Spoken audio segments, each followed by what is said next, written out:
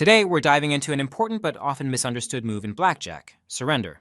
If you've ever felt stuck with a weak hand and wished you could cut your losses, surrender might be the solution you need. Surrender is a strategy that allows you to give up half of your bet if you don't like your hand. The idea is simple. If you have a weak hand and the dealer has a strong one, surrendering lets you minimize your losses instead of playing through a hand you're likely to lose. For example, if you bet $20 and choose to surrender, you'll lose $10, but you'll save the other $10 rather than losing the full $20 if the dealer wins. Surrender is a way to reduce the house edge and improve your long-term results. So, how do you actually surrender at the table? Once the dealer gives you and the other players your first two cards, but before any additional cards are drawn, you have the option to surrender. Here's how to signal a surrender properly. Make a straight line with your fingers from right to left about 6 inches or 15 centimeters behind your bet. At the same time, say surrender clearly enough for the dealer to hear you. The dealer will then return half of your original bet, take the other half, and remove your cards from play. That's it, simple and quick. Just make sure your hand signal is clear so it's not mistaken for a hit or stand. Now, let's talk about the two types of surrender: early and late surrender. Early surrender means you can surrender before the dealer checks for blackjack. It's extremely rare. Most casinos don't offer it because it gives too much of an advantage to the player. Late surrender happens after the dealer checks for blackjack. If the dealer has a blackjack, you won't be able to surrender. You'll lose your full bet.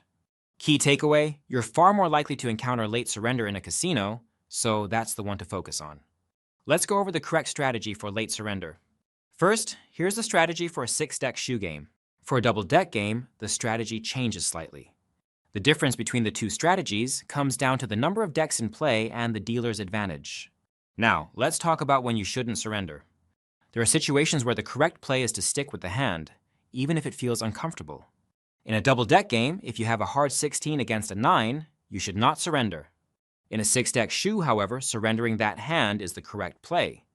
Knowing when to surrender, and when not to, helps you make smarter decisions and reduce the house edge. If you play blackjack online, surrender may be an option depending on the software. You'll usually see a surrender button on the interface. When you click it, the game will automatically return half of your bet and remove your cards from play. Early surrender is even rarer online than in live casinos, so if you see it offered, double-check the other game rules.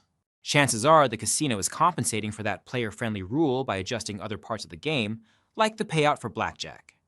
A lot of players think surrendering is weak or that they're giving up too easily. That's not true. Surrender is about smart money management. Sometimes the math is against you and the best play is to cut your losses.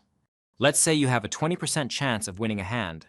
That means you have an 80% chance of losing. If you surrender, you lose 50% of your bet. But if you play through and lose, you're losing 100%. Taking a 50% loss instead of an 80% or 100% loss is the smarter move. It's not giving up, it's playing strategically. Understanding surrender also helps you reduce the house edge. In a standard blackjack game with 6 decks and late surrender available, the house edge is about 0.75%. Proper surrender strategy can lower that edge by up to 0.07%, which may not sound like much, but over hundreds or thousands of hands, it makes a real difference. That's it! Now you know how to use surrender to play smarter and protect your bankroll.